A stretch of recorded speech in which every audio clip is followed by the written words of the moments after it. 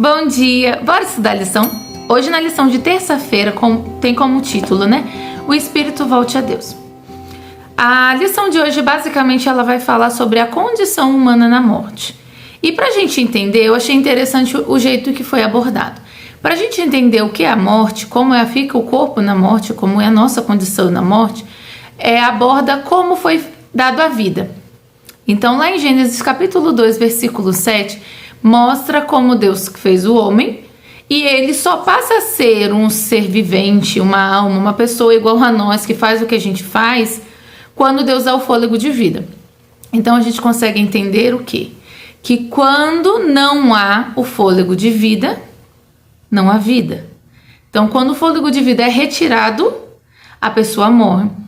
E durante muitos anos, pelos séculos, foi criando-se a teoria de que depois que a gente morre, a nossa alma fica por aí, quando diz o tema aqui da lição de hoje diz o Espírito volte a Deus.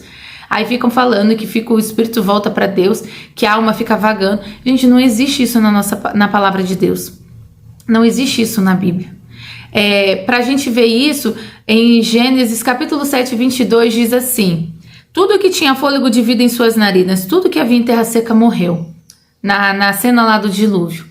Homens, mulheres, crianças, animais, todo mundo morreu. Não diz que ficou nenhuma alma vagando pelo dilúvio. Por quê? Quando o fôlego de vida é retirado, a pessoa morre e o corpo volta ao pó.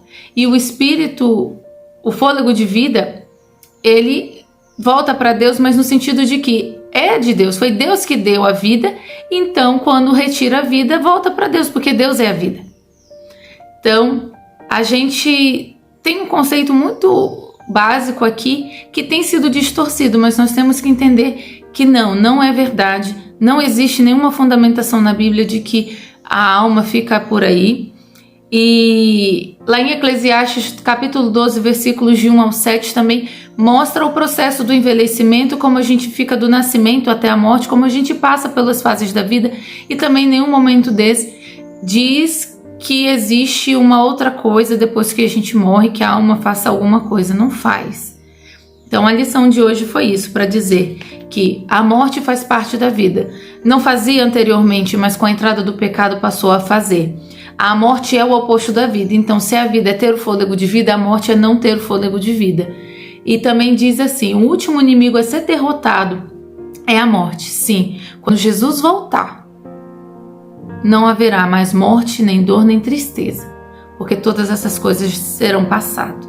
Então que eu e você possamos nos agarrar nessa esperança de que um dia essa morte que tanto nos aflige, ela irá acabar, porque Cristo venceu a morte lá na cruz e Ele há de dar por fim por completo quando Ele voltar para nos buscar.